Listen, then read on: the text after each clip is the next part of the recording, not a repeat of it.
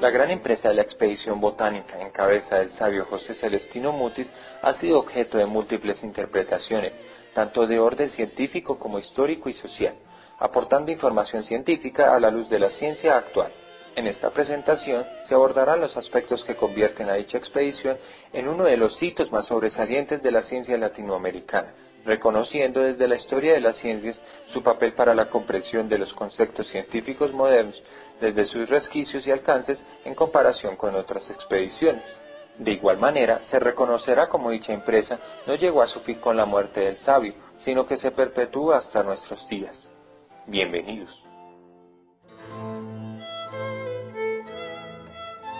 Es la Ilustración.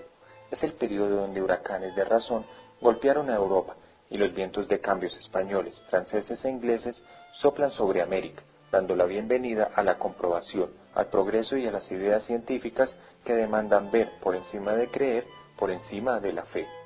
A pesar de todo, las órdenes religiosas seguían enseñando su culto, veían el diseño del Creador en la naturaleza y su gloria en los temas religiosos que se desprenden de la investigación, pero también buscaban conservar su poder, poco a poco arrebatado por la corona.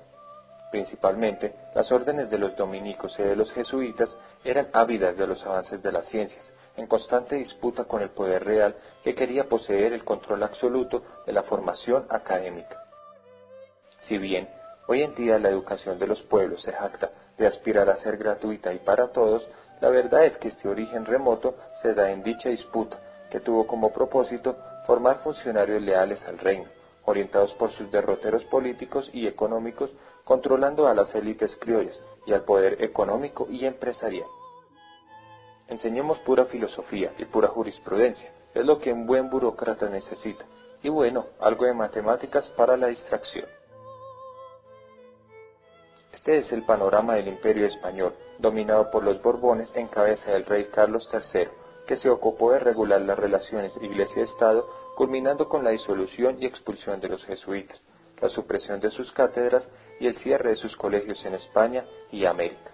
Suya fue la Inquisición española, que aún durante el reinado de Carlos IV persiguió las ideas ilustradas, coartó la libertad de expresión y fijó el índice de libros prohibidos, asuntos que se incrementarían como dictamen del miedo hacia la aceptación de las ideas de la Revolución Francesa. Como enviado por la Providencia para ser el ilustrado por excelencia de la América del siglo XVIII, nació José Celestino Bruno Mutis y Bocio el 6 de abril de 1732 en Cádiz, España, la ciudad más internacional del reino, en el seno de una familia burguesa, lo cual le posibilitó educarse casi sin contratiempos en un ambiente claramente ilustrado. Se gradúa del bachillerato en medicina en 1755.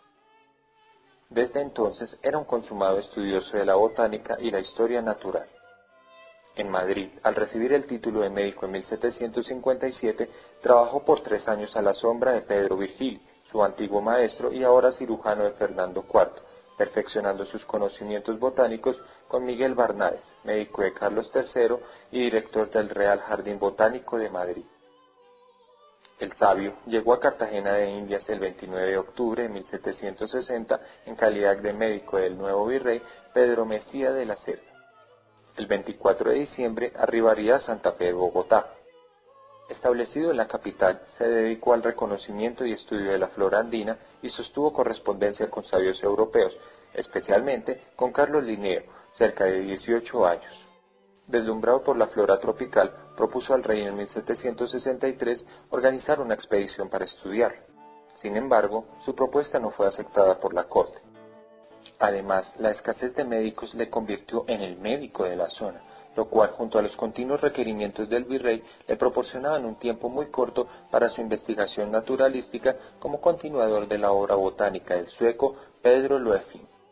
Loefling, discípulo predilecto de Linneo, dirigió los estudios naturalísticos de la expedición al Orinoco ordenada por el capitán de navío José de Iturriaga entre 1754 y 1761.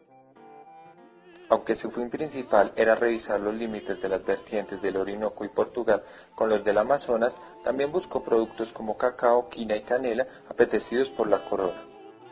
Mutis impartió en el Colegio Mayor del Rosario las cátedras de matemáticas en 1762 y en 1764 la de física, exponiendo las ideas de Newton, Copérnico y Galileo. Entre 1766 y 1770 se ocupó de la explotación minera en las minas de La Montuosa en la provincia de Pamplona, Santander, y en las del Sapo en la provincia de Mariquita, cerca de Ibagué. Ambos intentos le significaron pérdidas económicas, a pesar de introducir con su socio, Juan José de Lullar, el método de amalgamación para la extracción de la plata. Entre 1770 y 1777 residió en Santa Fe, dedicándose al ejercicio médico, a sus estudios en ciencias naturales y a la Academia Rosarista.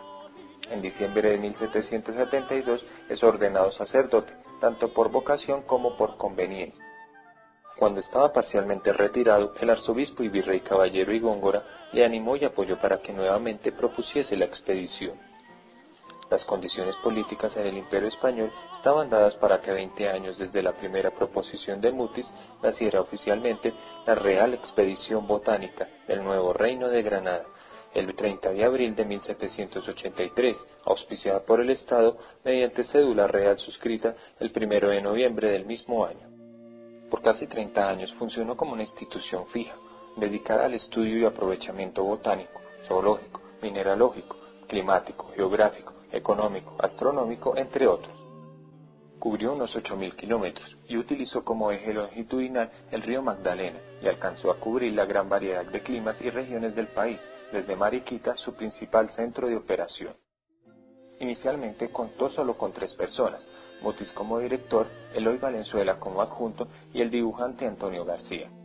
Durante los 25 años que Mutis estuvo al frente de la primera empresa científica del país, pasaron por sus recintos importantes personalidades de la ciencia, la política y la cultura de la naciente república, entre ellos Fray Diego de García, Pedro Fermín de Vargas, Francisco Antonio Sea, Jorge Tadeo Lozano, Francisco José de Caldas y Francisco Javier Matiz.